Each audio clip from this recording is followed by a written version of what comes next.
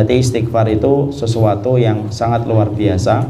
Tidak ada yang mampu memahami betapa dahsyatnya istighfar kecuali orang yang beriman kepada Allah dan memahami bagaimana bahasa lisannya para nabi ketika para nabi itu selalu melazimi istighfar dalam setiap waktunya dan setiap saatnya.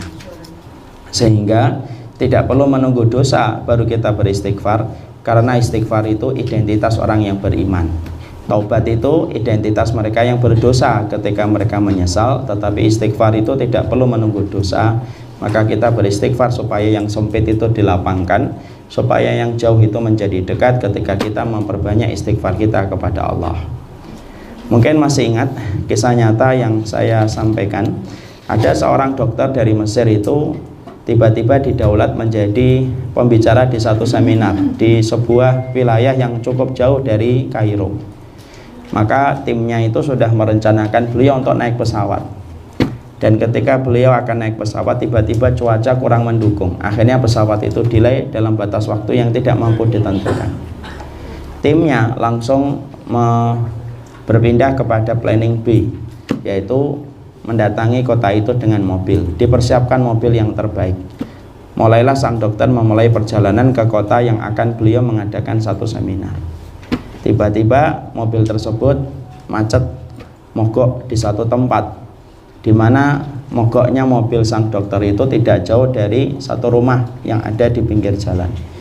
Maka orang yang ada rumahnya di pinggir jalan itu, lalu beliau kasihan, ibu-ibu itu kasihan melihat rombongan orang tersebut yang mogok mobilnya.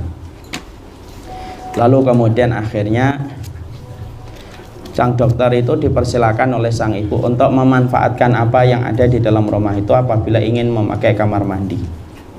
Maka dokter akhirnya memakai kamar mandi itu tanpa tahu bahwasanya sang ibu itu punya anak yang menderita penyakit, dan sang ibu juga nggak tahu kalau yang dia persilakan masuk ke rumahnya itu adalah seorang dokter. Dokter masuk, kemudian ngelewatin orang yang sedang tergeletak lemah di atas tempat tidurnya, sempat menarik perhatian sang dokter, cuma dia langsung ke kamar mandi. Habis dari kamar mandi, barulah beliau keluar dari kamar mandi. Beliau lalu penasaran dengan anak tersebut. Jadi akhirnya sang dokter itu kemudian bertanya kepada anak yang tergeletak lemah. Lalu kemudian beliau bertanya, ini sakit apa? Lalu sang ibu menjawab, ini sakit ini didiagnosa oleh dokter di sekitar kami. Lalu karena sang dokter itu tahu bagaimana kondisi sang anak tersebut, maka sang dokter berkata, ini harusnya dibawa ke Kairo supaya ditangani dengan penanganan secara maksimal. Lalu kemudian sang ibu berkata, sebenarnya saya sudah berusaha membawa ke Kairo. Ada salah satu dokter yang dirujuk oleh dokter-dokter di kota kami, tapi 2 kali saya datang ke Kairo, tetapi saya tidak berhasil menemui beliau. Sang dokter itu kemudian penasaran, siapa nama dokter yang ibu tuju dan menjadi referensi dokter ke sini ketika ibu datang ke Kairo. Disebutkanlah nama sang dokter itu, dan ternyata itulah sang dokter yang sebenarnya dicari ibu itu 2 kali. Kaget sang dokter itu, sampai akhirnya sang dokter itu kemudian melanjutkan safarnya untuk mengisi seminar. Beliau mengutus satu tim khusus untuk mengambil anak tersebut. Dibawalah kemudian anak itu ke Kairo, ditangani sama beliau, dioperasi, dan dengan izin Allah membaik.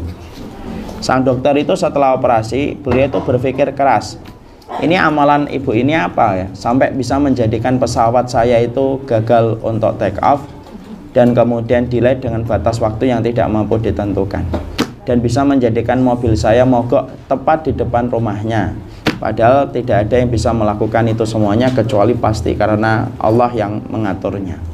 Lalu sang dokter mendatangi ibu itu, dan ketika bertanya kepada ibu itu, apa sih yang ibu lakukan sampai mendapatkan kekuatan pertolongan yang sangat besar dari Allah semacam itu?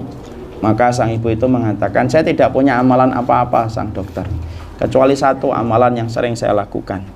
Amalan yang sering saya lakukan adalah saya tidak pernah lepas istighfar setiap hari dan setiap waktu. Maka sang dokter itu langsung mendapatkan kisah itu dan diceritakan oleh beliau dalam banyak kesempatan. Disinilah kita pahami, Bu, bahwasanya masalah itu apabila diiringi dengan istighfar, Tidaklah setiap masalah yang diiringi dengan istighfar kecuali yang besar menjadi kecil, kecuali yang berat menjadi ringan. Makanya saya pernah juga mendapati sebuah kisah dari salah satu jamaah saya yang memberikan testimoni sendiri bagaimana kekuatan istighfar itu beliau rasakan. Jadi saya ketika pas habis ngisi di salah satu televisi tentang masalah istighfar, ada jamaah saya habis syuting itu dia ngomong, dia juga mengatakan saya pengen nambah testimoni buat Ustadz supaya apa yang saya rasakan bisa dirasakan oleh orang yang beriman lainnya. Beliau berkata, maka saya ini pernah mendapati masalah berat di dalam rumah tangga. Yang saya lakukan saat itu, saya pergi ke masjid, saya ambil wudhu, saya sholat mutlak 2 rakaat. Lalu saya itu memperbanyak istighfar terus. Lalu ketika saya pulang dari masjid itu, ternyata masalah itu berkurang. Setidaknya istri saya dan saya menjadi lapang hatinya dan lega hatinya, sampai akhirnya kita bisa menyelesaikan masalah bareng-bareng setelah kita mendapatkan bertubi-tubi problem yang datang pada kehidupan keluarga kita. Jadi disitulah kita akhirnya mengetahui orang kalau tidak punya iman sama Allah mungkin tidak akan menangkap korelasi antara masalah dengan istighfar. Makanya ibu kalau ngikutin training motivator, kalau motivatornya tidak beriman sama Allah dan Rasulnya, maka motivator itu tidak akan pernah mengkaitkan ucapan istighfar dengan problem yang kita hadapi dan kita dapatkan. Tapi kalau orang itu beriman kepada Allah dan Rasulnya, sebenarnya kisahnya Nabi Yunus itu sudah cukup. Gimana kita bayangkan Nabi Yunus di dalam perutnya ikan paus sampai diselamatkan oleh Allah, sampai dimuntahkan kembali oleh ikan paus, itu disebabkan ucapan istighfar yang diucapkan oleh Nabi Yunus, dan itulah yang kita ucapkan, la ilaha illa anta subhanaka inni kuntu minadh-dhalimin. Itu istighfarnya Nabi Yunus. Makanya setiap masalah maka ambil air wudhu, kemudian sholatlah sholat sunat mutlak kalau memang tidak ada waktu-waktu sholat khususnya. Misalkan ibu jam 2 sholat apa Ustaz? Duha selesai, ya sudah sholat sunat mutlak 2 rakaat. Lalu kemudian ibu memperbanyak istighfar. Orang yang memperbanyak istighfar, maka masalah sebesar apapun akan dibuat ringan oleh Allah, karena istighfar itu adalah kunci untuk melapangkan hati kita dan melapangkan jiwa kita. Makanya orang yang beristighfar itu selalu disertai oleh Allah dengan banyak kebaikan, dan kita harus yakin dengan itu. Mungkin kisah nyata yang pernah juga ibu dengarkan, saya pernah baca di salah satu sirahnya Imam Ahmad. Imam Ahmad itu pernah mau datang ke satu kampung, satu kota, tapi dia tidak tahu alasan apa kenapa dia pengen datang ke kota itu. Sampailah beliau ke kota itu, dan ketika sampai di kota itu, Imam Ahmad bingung apa yang harus dilakukan di kota itu. Karena beliau bingung, beliau bermalam di masjid. Dan ketika beliau bermalam di masjid, tentunya pada saat itu kota tersebut tidak memperkenankan orang untuk tidur di masjid. Lalu diambillah, lalu diusirlah Imam Ahmad. Kok setingkat Imam Ahmad bisa diusir? Beliau kan ulama besar. Orang pada saat itu tidak tahu kalau beliau itu adalah seorang imam besar, Imam Ahmad bin Hanbal rahimahullahu ta'ala. Pada saat itu belum ada Facebook, dan saat itu belum ada Instagram. Jadi nggak kelihatan kalau itu adalah Imam Ahmad. Ketika diusir, ada orang di pinggir masjid yang melihat Imam Ahmad, tapi juga tidak tahu kalau itu Imam Ahmad. Dideketin orang itu dan berkata, kamu musafir? Iya, saya musafir. Sudah, kalau memang kamu tidak diizinkan tidur di masjid, tidur saja di rumah saya. Dan kemudian Imam Ahmad bertanya, kamu ini pekerjaannya apa? Saya adalah tukang roti, tukang ngadon roti. Lalu Imam Ahmad menyambut ajakan orang tersebut. Tidurlah beliau di rumah, ditempatkan di satu kamar. Ketika ditempatkan di satu kamar, lamat-lamat itu Imam Ahmad mendengar Sahibul Bait itu beristighfar terus malam itu. Sampai Imam Ahmad ketika saat mau istighfar, Imam Ahmad tuh mikir, ini orang kok dari tadi tidak lepas-lepas ya istighfarnya. Dibuka pintunya kamar, didatangi tukang adonan tepung itu. Lalu dilihatnya bahwasanya tukang itu sedang adon tepung untuk membuat roti sembari beristighfar. Imam Ahmad bertanya, emang kalau kamu membuat roti kayak gini? Iya, maksudnya. Kalau ada tukang roti kayak gitu, ayo bu kita borong bu, insyaallah. Yang kamu selalu membuat roti kayak gini? Iya. Apa yang Allah kasih kepada kamu setelah kamu itu melazimi istighfar dari waktu lama, dari waktu muda kamu melazimi yang semacam ini? Maka tukang roti itu berkata, semua permintaanku dikabulkan oleh Allah. kecuali satu yang belum dikabulkan oleh Allah. Apa itu? Saya ingin supaya Imam Ahmad itu bermalam di rumahku. Dan barulah Imam Ahmad kaget ketika beliau mengatakan, sayalah Imam Ahmad. Dan barulah saya tahu kenapa saya disuruh datang ke sini, karena ternyata Allah ingin mengabulkan doanya seorang tukang roti yang selalu beristighfar setiap waktunya. Istighfar itu ibu, dia kayak deterjen, beda dengan tasbih. Ustadz, mana yang lebih baik bagi saya, tasbih atau istighfar Ustadz? Tasbih itu kayak pewangi ibu, tapi kalau istighfar itu kayak deterjen. Malaikat itu identik dengan tasbih, tidak identik dengan istighfar. Manusia itu identik dengan istighfar, walaupun boleh sesekali bertasbih. Kenapa malaikat itu bertasbih Ustadz? Karena malaikat tidak punya dosa. Tasbihnya malaikat itu menjadi pewangi untuk mereka. Itulah tasbihnya para malaikat. Kenapa manusia itu selalu beristighfar? Karena sesungguhnya manusia itu beristighfar, karena sesungguhnya manusia itu banyak sekali melakukan dosa dan kemaksiatan. Makanya manusia itu lekat dengan istighfarnya dia. Dan Allah mencintai manusia yang selalu beristighfar setiap waktu dan setiap saat. Maka disitulah kita paham bahwasanya istighfar itu adalah dominan bagi orang yang beriman kepada Allah dan Rasulnya. Jadi orang yang sedang mendapatkan masalah, tidak ada ucapan yang dia lakukan kecuali adalah memperbanyak istighfar. Nabi Adam contohnya. Nabi Adam itu memiliki masalah ketika beliau diturunkan dari surga. Tapi ucapannya Nabi Adam ketika beliau mendapatkan masalah dikeluarkan dari surga. Apa ucapan Nabi Adam di dalam zikirnya? Nabi Adam itu mengucapkan Rabbana dzalamna anfusana wa illam taghfir lana wa tarhamna lanakunanna minal khasirin. Itu istighfarnya Nabi Adam. Dan istighfar itu ucapannya itu banyak ibu. Istighfar itu bukan hanya satu, tapi istighfar itu bermacam-macam redaksi yang bisa kita lakukan ketika kita beristighfar. Ada astagfirullah, ada astagfirullahaladzim, ada Rabbi fir warham innaka antal a'azul akram, ada Rabbana dzalamna anfusana. Itu merupakan bagian dari istighfarnya seorang manusia kepada Allah. Tapi yang jelas, orang yang kemudian mereka mendapatkan masalah, perkara yang dilazimi adalah memperbanyak istighfarnya, maka masalah itu akan dibuat ringan oleh Allah. Karena itulah janji yang Allah sampaikan kepada orang yang beriman. Makanya Rasulullah SAW menyampaikan dalam hadis, man aksara minal istighfar ja'alallahu min kulli hamin mahfarhan wa min kulli dhikin makhrajan. Makanya Rasulullah sampai mengatakan, memberikan garansi, walaupun hadis ini sebagian ulama mengatakan dhaif, tetapi tidak bertentangan dengan hadis yang lebih kuat. Artinya masih bisa dijadikan hujjah. Rasulullah mengatakan, barang siapa yang memperbanyak istighfarnya, maka Allah akan menjadikan setiap kesedihan itu menjadi kegembiraan, dan menjadikan setiap kesempitan itu menjadi kelapangan, dan menjadikan dia itu mendapatkan rezeki yang tidak pernah dia sangka-sangka. Itulah orang yang memperbanyak istighfarnya kepada Allah Subhanahu wa Ta'ala. Dan saya mengingatkan, istighfar itu, manusia itu terbagi menjadi dua waktu ketika beristighfar, Bu. Nggak usah ditulis, didengarkan dulu aja.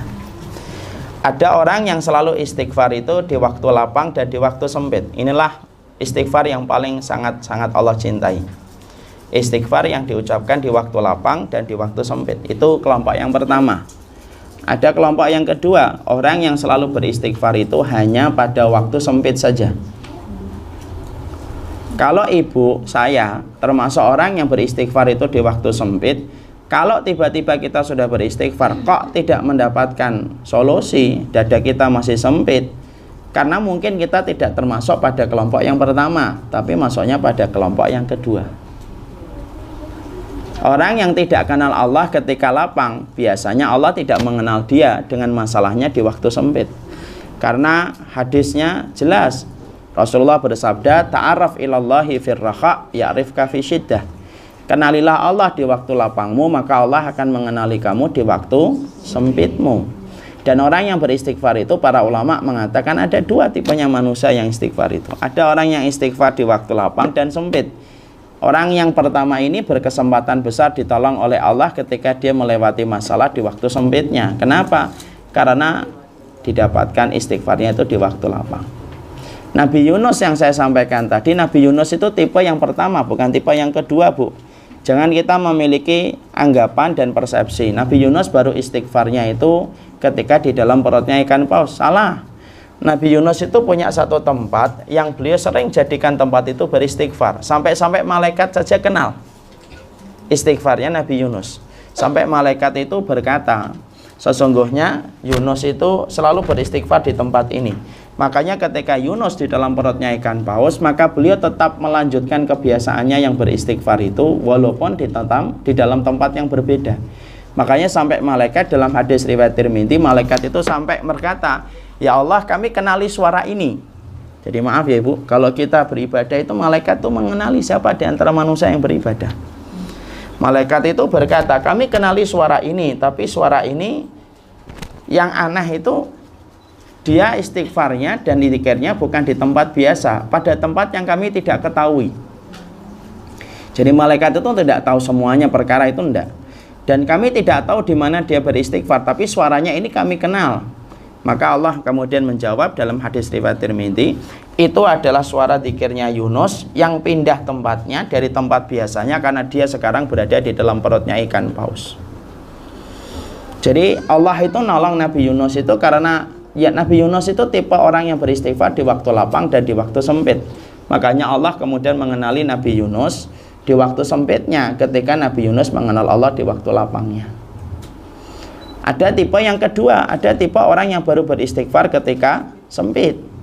Walaupun ini juga mendingan daripada orang yang tidak pernah beristighfar, bahkan ketika ujian pun tidak pernah beristighfar. Tapi saya cuma mengharapkan, kalau Ibu termasuk orang yang kedua, saya termasuk yang kedua, kok tiba-tiba istighfar kita kok tidak menjadikan kita mendapatkan solusi, maka suudzon sama diri kita dan tetap husnudzon sama Allah. Suudzonnya gimana kepada diri kita? Oh, mungkin karena saya itu kenal Allah di waktu sempit, saya tidak kenal Allah di waktu lapang.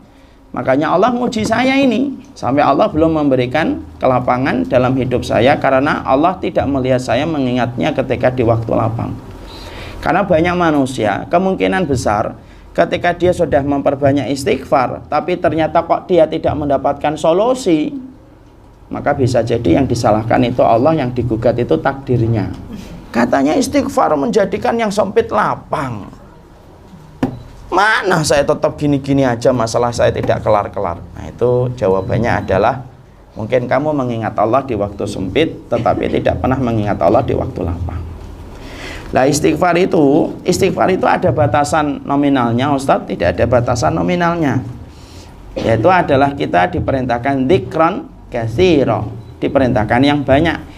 Dan yang banyak itu tidak ada definisi angka jumlahnya. Bisa jadi kita 1000 boleh, 2000 boleh, 100 boleh. Diperbanyak istighfar itu, dan istighfar itu pada waktu-waktu selain ibadah maka tidak ada batasannya, kecuali pada waktu ibadah. Contoh, zikir habis sholat, nah itu waktu ibadah. Kalau waktu ibadah istighfarnya kita berapa kali? 3. Istighfar Kak. Istighfarnya berapa kali? 3 kali. Kenapa kita kalau habis sholat itu istighfar? Karena bisa jadi ada sholat kita yang salah dan ada sholat kita yang tidak khusyuk, makanya kita beristighfar kepada Allah. Lah itu 1 kali. Maka sama pula dengan kita membaca kafaratul majlis. Kafaratul majlis itu istighfar atau tidak istighfar? Istighfar. Berapa kali? 1 kali atau 100 kali? 1 kali. Kalau 100 kali tidak pulang-pulang kita kan, 1 kali saja. Kalau istighfar itu kaitannya dengan ibadah, maka ada bilangannya. Kalau habis sholat 3 kali, kalau habis majelis ilmu 1 kali, itu ada bilangannya. Tapi kalau istighfar itu tidak pada tempat-tempat yang ada kaitannya dengan ibadah, artinya waktunya umum, tidak waktu sholat, tidak waktu habis taklim, maka istighfarnya itu sebanyak-banyaknya kita beristighfar kepada Allah Subhanahu wa Ta'ala, dan tidak ada batasan yang membatasi. Boleh nggak Ustadz kita memberikan batasan-batasan khusus? Contohnya 3000 kali, 3333. Kalau kemudian sifatnya hanya membantu kita untuk mendidik kita supaya kita disiplin sampai pada bilangan-bilangan yang telah kita tentukan sendiri tanpa kita menyuruh orang lain, silahkan saja. Contoh, saya ini Ustadz melazimkan dan mewajibkan kepada diri saya harus 1 hari itu istighfarnya 1000 kali. Tapi untuk saya saja. Dan saya tidak pernah mengatakan sama orang, ayo istighfarnya 1000 kali, sunnahnya itu 1000 kali. Kalau dia tidak pernah nyuruh orang, hanya untuk kepada dirinya sendiri, supaya melatih dirinya sendiri untuk disiplin di dalam beristighfar, itu boleh.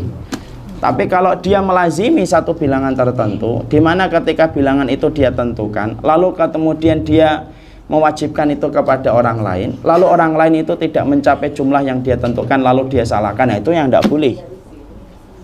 Saya kalau istighfar 3333. Saya ngomong sama tetangga juga gitu. Makanya kalau ada tetangga saya ngomong, Mbak saya baru 1000, wah kurang itu. Nah, itu maka itu tidak benar. Jadi istighfar itu selain dari batasan waktu yang telah kita kaitkan dengan ibadah, maka tidak ada batasannya. Dan istighfar itu kalau saya, Ibu kalau menanyakan kepada saya secara pribadi, Ustadz melazimkan bilangan tertentu ketika istighfar? Enggak, saya tidak pernah melazimkan. Diperbanyak saja tanpa kita hitung berapa jumlahnya, biar Allah yang akan menghitungnya ya, dan itulah yang lebih baik.